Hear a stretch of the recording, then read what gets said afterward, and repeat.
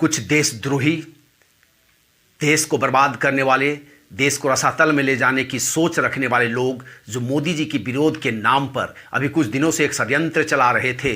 WhatsApp की university से graduates होकर के ये लोग मीडिया में एक अफवाह फैला रहे थे कि हमने मंदिर और मस्जिद के लिए मतदान किया था, तो हॉस्पिटल कहाँ से पाओगे। दोस्तों, आज हम इस वीडियो के माध्यम से उन्हीं देशद्रोहियों को, मोदी विरोधियों को, हिंदू विरोधियों को एक एक कर पोल खोलेंगे और आपको बताएंगे कि सच्चाई क्या है। नमस्कार, मैं हूं सूरज शाहदेव। आपका स्वागत है आपका अपना चैनल सूरज शाहदेव में। दोस्तों अभी कुछ दिनों से व्हाट्सएप में एक मुहिम सा चला था। लोगों ने बिना सोचे समझे उस व्हाट्सएप ग्रुप के चैट को या उस मैसेज को लोगों के साथ शेयर करते थे और अपने आप को वाहियात समझते थे। उसमें लिखा होता था कि हमने हॉस्पिटल के लिए या मतदान नहीं किया था, हमने मंदिर और मस्जिद के लिए मतदान किया था। तो इस कोरोना काल में हॉस्पिटल कहाँ से मिलेगा।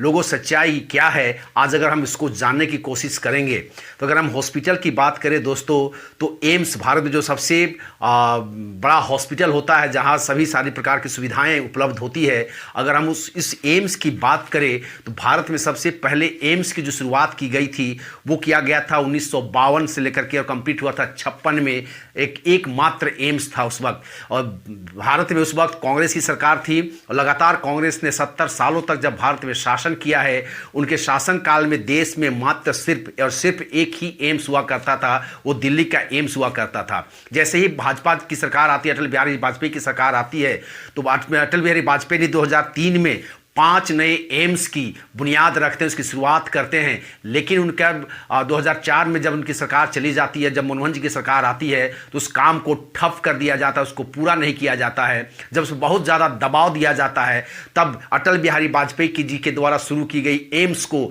2012 में पूरा किया जाता है। उसके बाद मनमोहन सिंह के शासनकाल में एकमात्र एम्स का घोषणा किया जाता है। 2013 में उन्होंने एक एम्स की घोषणा किए थे। तो अगर हम कांग्रेस के शासनकाल की बात करें 70 सालों में, तो कांग्रेस ने 70 सालों में सिर्फ और सिर्फ 2 एम्स दिए हैं दोस्तों, मात्र 2। 1956 में एक और 2013 में एक। लेकिन जैसे ही मोदी जी 2014 में शासन में आते हैं, मोदी जी ने अपने शासनकाल में 16 एम्स की घोषणा करते हैं, जिसमें 8 एम्स पूरी तरह से फंक्शनल है, तैयार हो चुका है, काम कर रहा है। वहीं 8 प्रोग्रेस में है और कुछ एम्स को जो है शुरुआत कर दी गई है। तो टोटल अगर हम भाजपा सरकार की बात करें दोस्तों, तो भाजपा सरकार ने भारत में कुल टोटल 22 एम्स बना करके देश की जनता को सुपुर्द किया है और देश की जनता को सेवा में ये हॉस्पिटल और ये एम्स आज लगे हुए हैं। और ये बात करते हैं कि हम मस्जिद के लिए और मंदिर के लिए वोट किए हैं, तो हॉस्पिटल कहां से आएंगे।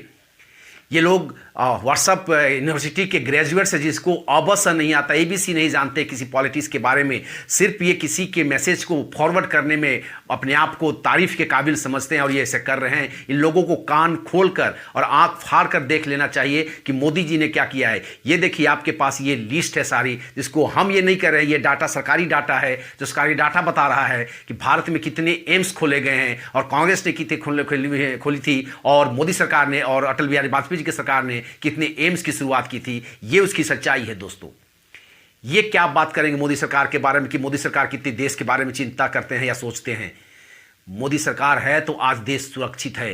मोदी सरकार अगर नहीं रहता तो कोरोना काल में जिस प्रकार से हम पूरी दुनिया आज अस्त व्यस्त हो गया, त्रस्त है, भारत भी त्रस्त हो जाती। मोदी सरकार के कारण ही, सूझबूझ के कारण ही आज हम भारत कोरोना काल से बहुत अच्छी तरीके से लड़ रहे हैं। दोस्तों, ये बात करते हैं मंदिर की बात करते हैं, तो आपको बता दें कि मंदिरों में राज्य सरकार या केंद्र सरकार का 1 पैसा भी नहीं लगता है। जो राम मंदिर बन रहा है उसमें कोई सरकार का योगदान नहीं है, सरकार का 1 पैसा वहां नहीं लगा हुआ है। ये मंदिर चंदा से चल रहा है, लोगों की चंदा से और मदद से बन रहा है दोस्तों। अगर हम पूरे भारत में बात करें तो किसी मंदिर में एक चारदीवारी तक सरकारी पैसा से नहीं दिया जा सकता है। विधायक का फंड हो या सांसद का फंड हो, से एक मंदिर का मंदिर का बाउंड्री के लिए बात कीजिए, मंदिर में एक पेड़ लगाने के लिए बात कीजिए, वहाँ तो 1 पैसा ही वहाँ पर देने के नहीं कर सकते, क्योंकि उनका अलाउ ही नहीं है। उनका फंड से 1 पैसा के लिए अलाउ नहीं किया जाता कि वो मंदिर के बाउंड्री के लिए लगा सके या मंदिर बना सके या मंदिरों में पेड़ लगा सके। वे लगा ही नहीं सकते, उनको अनुमति ही नहीं दी जाती है। लेकिन अगर वहीं हम बात करें सरकारी पैसे से, तो आप लाखों मस्जिद जो है उनका कब्रगाह देखेंगे, जिनको बाउंड्री लगाया गया, जिसको लाइट दिया जाता है, रोड बनाया जाता है, उनको मदद किया जाता है, मस्जिदें भी बनाई गई है। चाहे आप बंगाल की सरकार की बात करें, चाहे आप दिल्ली सरकार की बात करें, राजस्थान सरकार की बात करें, महाराष्ट्र सरकार की बात करें, तो कई ऐसी हज हाउसें बनाई गई है जो सरकारी पैसे से बनाया गया है। इवन झारखंड में भी रघुवर जी का सरकार में भी रांची में जो हज हाउस बनाया गया था वो सरकारी पैसे से बनाया गया था। लेकिन कोई एक बात यह कह दे कि आज तक किसी सरकारी पैसे से एक मंदिर का निर्माण किया गया है? कहीं नहीं किया गया है दोस्तों। तो इसलिए मंदिर या मस्जिद की बात कर, मंदिर या मस्जिद को हॉस्पिटल से तुलना करके ये लोगों को दिग्भ्रमित कर रहे हैं, मोदी के खिलाफ करना चाहते हैं। लेकिन देश की जनता मोदी के खिलाफ कभी नहीं हो सकता है। दूसरी बात दोस्तों, अगर हम बात करें आज मंदिरों की, तो आज अगर आप देखिएगा तो कई ऐसे मंदिर हैं, कई ऐसे जो आपके योग माने मंदिर में चलने वाले जो आवास रहते हैं, उन मंदिरों को आज कोरोना पेशेंट के लिए खोल दिया गया है। जब हॉस्पिटलों में, अस्पतालों में जब बेड की समस्या हो रही है, बेड नहीं मिल रहा है, पेशेंट को रखने का जगह नहीं मिल रही है, तब इन्हीं मंदिरों ने अपने जगह को खाली करके उनको हॉस्पिटल बना दिया है और उसकी सेवा कर रहे हैं। वहाँ के साधु महात्मा जो होते हैं उनकी सेवा कर रहे हैं उनकी। लेकिन कोई बता दे भारत में कि आज कितने मस्जिदों को खोला गया है, आज कितने गिरजाघरों को खोला गया है। गिरजाघर के तो बड़े बड़े हॉल होते हैं, क्यों नहीं उसको अस्पताल में परिवर्तन कर दिया गया है? एक भी कोई बता दे, ऐसा एग्जाम्पल दे दे कि यहाँ भारत के फलना गिरजाघर को हॉस्पिटल बना दिया गया है, भारत के फलना मस्जिद को गिरजाघर हॉस्पिटल बना दिया गया है। एक भी उदाहरण आपको नहीं मिलेंगे दोस्तों। और यही लोग जो मस्जिदों मंदिरों में जाने वाले लोग हैं, इनके समर्थक होते हैं, इनसे वोट बैंक लेते हैं, वोट लेने वाले लोग होते हैं, यही लोग आज मंदिर वालों को गाली देते हैं, जबकि अपने गिरेबा में झांकने की इनके पास फुर्सत नहीं है। क्योंकि ये जानते हैं कि अगर हम अपने गिरेबा में झांकेंगे तो खुद चोर की दाढ़ी में तिनका साबित होगा दोस्तों। अगर हम बात करें दोस्तों, आज कोरोना काल से निपटने की में जो संघर्ष चल रहा है, अगर हम बात करें दिल्ली सरकार के बारे में, तो दिल्ली सरकार का जो मुख्यमंत्री है योगी आपके अरविंद केजरीवाल जी, रोज दिन प्रत्येक चैनल में 5 से 10 मिनट तक देश की जनता के दिमाग खा जाते हैं। पहले तो वो लगातार कहते रहे हैं, करोड़ों रुपया खर्च करके अपना चेहरा चमकाते रहे हैं, और हर चैनल में, आप चैनल भी बदल दीजिएगा तो वो दूसरे चैनल में आ जाते हैं। हर चैनल में आकर एक ही बात को कहते हैं, हम कोरोना से बहुत अच्छी तरीके से लड़ रहे हैं, हम इस पर सफलता प्राप्त करेंगे, आपका सहयोग चाहिए। दिल्ली सरकार काफ़ी अपने आप में सक्षम है कोरोना से लड़ने के लिए। और अचानक यही केजरीवाल जी हाथ उठा देते हैं, अब कहते हैं केंद्र सरकार मुझे रक्षा करे, केंद्र सरकार दिल्ली को बचाए, अमित शाह और मोदी जी दिल्ली को बचाए। और याद होगा दोस्तों आपको, इससे पहले वाले कोरोना काल में भी मोदी जी और अमित शाह जी ने ही दिल्ली को बचाया था, और इस बार भी अमित शाह और मोदी जी ही दिल्ली को भी बचाएंगे। ये केजरीवाल से होने वाला नहीं है। केजरीवाल अचानक लॉकडाउन का घोषणा कर देता है। वो जानता है कि जैसे ही लॉकडाउन को घोषणा करेंगे तो यहाँ जो बाहर के मजदूर रहते हैं, यहाँ पर जो निवास करते हैं, वो तत्काल यहाँ से अपने घरों की ओर चले जाएंगे, अपने राज्य की ओर चले जाएंगे। और न जाने वो उनमें से कितने लोग, जो लाखों लोग जो स्टेशन पे जमा हो रहे हैं, बस स्टैंड में जमा हो रहे हैं अपने घर आने के लिए, उनमें से कितने दिल्ली से संक्रमित होकर अपने राज्य को लौटेंगे, और दिल्ली का संक्रमण जो है वो अन्य राज्यों में फैलेगा। और ये केजरीवाल जी का एक षड्यंत्र है। वो षड्यंत्र है कि ये जो अरविंद केजरीवाल अच्छी तरीके से जानते हैं कि दिल्ली में जो ज़्यादातर मजदूर को काम करते हैं वो कहीं ना कहीं उत्तर प्रदेश के हैं, बिहार के हैं, झारखंड के हैं।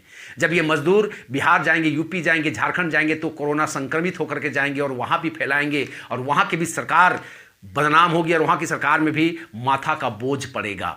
यानी कि अरविंद केजरीवाल अपना माथा का बोझ को दूसरे राज्यों में देने के लिए वो तत्पर हैं। जबकि वहाँ की जनता को ये पूछना चाहिए कि तुमने तो फ्री बिजली और फ्री पानी के लिए वोट दिया था, तो आज अरविंद केजरीवाल जी आपको अस्पताल क्यों नहीं दिया है?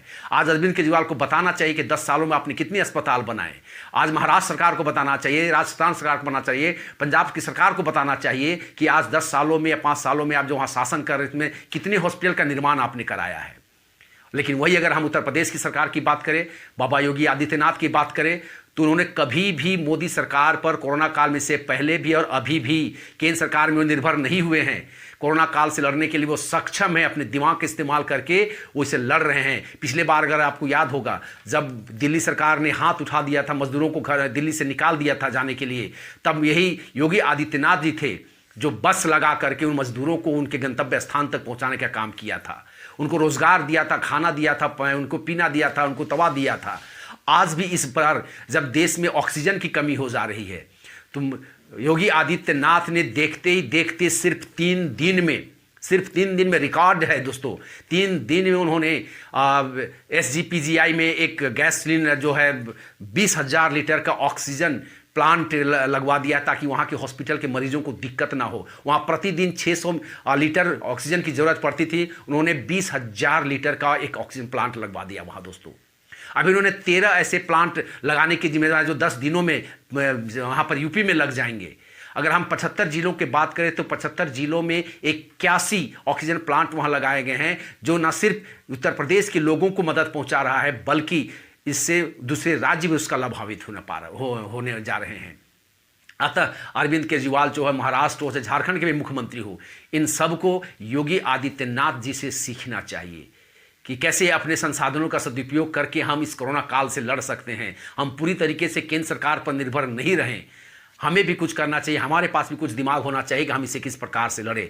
चाहे वो PPE किट का मामला हो, चाहे ऑक्सीजन का मामला हो, चाहे वो वैक्सीन का मामला हो, हर मामले में हम केंद्र सरकार पर निर्भर हैं। क्यों नहीं हम ऐसे प्लांट अपने राज्य में लगाते हैं? हेमंत सरकार क्यों नहीं उद्योगपतियों को आह्वान करते हैं कि आप झारखंड में भी आके ऑक्सीजन प्लांट लगाइए? क्यों नहीं हेमंत सरकार लोगों से डिमांड करते हैं, उद्योगपतियों से डिमांड करते हैं कि आप आकर भी यहाँ पर भी जो रेमडेसिविर का जो इंजेक्शन है उसका प्लांट यहाँ पर लगाएं, PPE किट का यहाँ पर प्लांट लगाएं? क्योंकि जब तक आपके राज्य में इसका उत्पादन नहीं होगा हेमंत सोरेन जी, आप भी आत्मनिर्भर नहीं होंगे, दूसरे राज्य में या केंद्र सरकार में आप भी निर्भर होंगे। और कब तक निर्भर होंगे आप? कभी ना कभी तो आपको कदम उठाना ही पड़ेगा।